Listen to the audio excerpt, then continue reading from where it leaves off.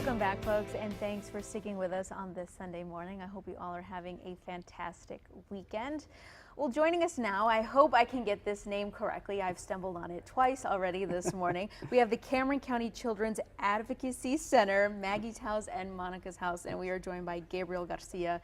Yes. You are the Community Outreach Coordinator. Thank you so much for coming in today. Yes, ma'am. Thank you for having us. We really appreciate it. Thank you. Now, this is your first time you had mentioned coming in on Inside the Valley. Right. And I had mentioned to you that this is my first time kind of hearing a little bit about Maggie and Monica's house and kind of what you all do. So for others out there like myself, kind of tell us a little bit about what you guys do. Right, definitely. Well, like you mentioned, you know, being in Hidalgo County, you're more familiar with Estrella's house, which is our sister Children's Advocacy Center, which serves Hidalgo County. We serve Cameron County and Willacy County. The Cameron County Children's Advocacy Center, also known as Monica's house and Maggie's house.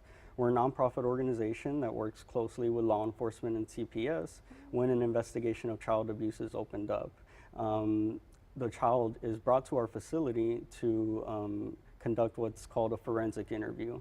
And one of our highly trained staff members sits with the child one-on-one to interview the child to get as much details about the incident as possible to help law enforcement in the investigation. So that's just one of the services that we provide. Wow, and I know that you all are, it is a nonprofit, and so you guys do run on or work with volunteers as well. Yes. And I know that's something that I think you guys do definitely need more of, are those volunteers. Yes, definitely. We could use more volunteers at our facility. We do take volunteers year-round, and we also take volunteers for, you know, special events and things like that. We do work very closely with UTRGV and different schools, so they can send their student volunteers to us to get practicum hours and things like that for students who are more interested in social work and criminal justice background and things like that, so they can kind of experience that field and get a better feel for it. Definitely, and we were just mentioning how you guys are celebrating 20 years. Yes. Wow, that's incredible. We're very proud of that. Yeah. We're celebrating 20 years as an agency, and we're hoping for many more years to come. Yeah, definitely, and I'm sure you've helped thousands of children in those 20 years. That it's amazing. Now, I do have a question. You know, where did the names Monica and Maggie specifically come from? Was it? Right. Well, that's a great question. Unfortunately, you know, they do have tragic origins. Monica's house was our first established house in Brownsville, Texas. And the name Monica comes from Monica Castillo, who is a 4-year-old little girl living in Brownsville around 1996. Unfortunately, she passed away. And she passed away due to injuries from both physical abuse and sexual abuse at the hands of her own mother at the time. And, you know, we dedicate these homes to so many children like Monica who have been going through some terrible incidents in their life. So that's where Monica's house comes from. Maggie's house was established about 2 years later in San Benito when, unfortunately, a young child, age 2, Maggie Dittman, was unfortunately killed as well. She was killed by her babysitter at the time due to shaken baby syndrome. And so we're trying to keep their spirits alive along with every other child who has unfortunately passed away due to any type of abuse. And fortunately for our agency, we're running 20 years strong, and we have so much support from our community, along with support from individuals such as Mark Dittman and Kathy Dittman, who are the parents of Maggie Dittman, who unfortunately lost their child due to child abuse. So they've been great child advocates along with us. Well, that's amazing that you're definitely 20 years strong and that you are helping those thousands of children, and you are also giving them a voice and helping them as much as you possibly can. Now, there is a way for people to kind of get involved, I think, with volunteering, isn't that? Yeah, definitely. So, you know, you can always give us a call. I'm the volunteer coordinator as well, so you can give me a call at our Brownsville office. It's 956-986-2770. And you can, you know, give us a call and go ahead and, you know, volunteer your efforts. Again, it doesn't have to be direct service. You don't have to necessarily be working with these children or with the families directly. You can come out. to different fundraising events or conferences that we may have and help us out in that regard. Definitely. Now, are you also accepting any kind of donations? Do you need anything as far as like children's clothing or toys or toiletries or anything like that? Right. Well, year round, we're always accepting donations. We do have what's called a Maggie's Closet and Monica's Closet. Okay. So those are, locations at each site that we store any type of donation, whether it's, clothing, toys, school supplies. We actually just got done with our back to school efforts, which was amazing. The community really came out and supported us. We got to give about 200 backpacks to all of the children that we've seen at both facilities. Those backpacks stuffed with school supplies. So we're actually putting forth our efforts towards our Christmas toy drive. Okay. So we're going to be asking local businesses if they would like to put out, drop boxes and things like that at their businesses to kind of help us give some toys back to the children that we serve. Of course. And so you'll see a wish list of toy supplies.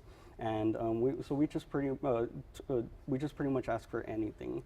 Obviously, we kind of we ask that you not donate any toys that may resemble weapons and things like that. Of course, of course. So as not to condone violence or anything like that. Of course. Now, again, not only can they donate in that kind of way for, books or anything like that, but you also have different fundraisers that you do throughout the years that people can attend or kind of participate in. Yeah, definitely. We have a few coming up. The next one that's coming up is going to be taking place on September 15th. Okay. And that's our Pints for Purpose. Okay. And that's put together by Osaka City Liquor. Okay. And a few other sponsors and organizers who partnered with us to put together this Pints for Purpose efforts. It's going to be taking place from 6 p.m. to about 10 p.m. Okay. They're at the Harlingen Arts and Heritage Museum. Awesome. They're in their courtyard, so it's very nice setting. Yeah. And so there's going to be different types of brew companies represented there, and different types of restaurants there. So you can come out and have fun, but for a purpose. So and also if you want to volunteer, you can always give us a call and help us kind of organize this event. Perfect. And we did see on that graphic there that tickets are $35 general admission, and then for VIP $60. So definitely, and those benefit the Monica and Maggie's houses. Yes, those proceeds will be going back to Monica and Maggie's house to kind of help us in an effort to give back to the children that we serve. Wow, amazing. And I know this is just one. You have a couple other that are coming out throughout the year. Yes, well, right? that same day we actually have the Big Give, which is another fundraising opportunity that's taking place in Brownsville. It's pretty much taking place all day. It's a huge effort to kind of gather donations out in the street from commuters and things like that to give back to nonprofit organizations. Not only ours, but many other local nonprofit organizations. So we're actually looking for volunteers to do that. It is going to be an outdoor event, so we are looking for volunteers to kind of dress comfortably and help us get some proceeds and things like that. And then after that September 15th fundraiser, we're actually putting together a fall conference, and that's going to be taking place September 28th in Brownsville. It's going to be taking place at the Brownsville Event Center. Okay. And the topics are going to be ranging from suicide awareness, anti-bullying, cyberbullying, media's role in bullying as well, social media. Also exploitation and active shooter preparedness, because unfortunately a lot of these issues are very prominent in our communities now. So we're trying to invite the public to come out just to bring awareness to all of these issues.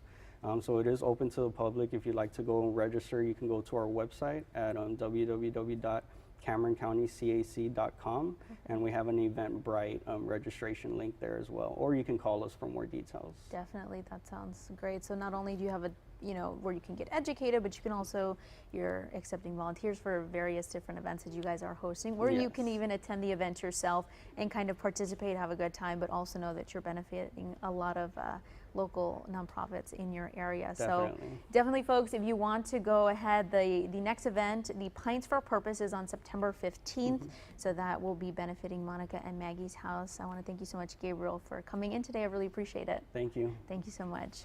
All right, folks, well, when we come back, we've got all the details on the second annual Resaca City Casino Night. You won't want to miss it. We'll be right back.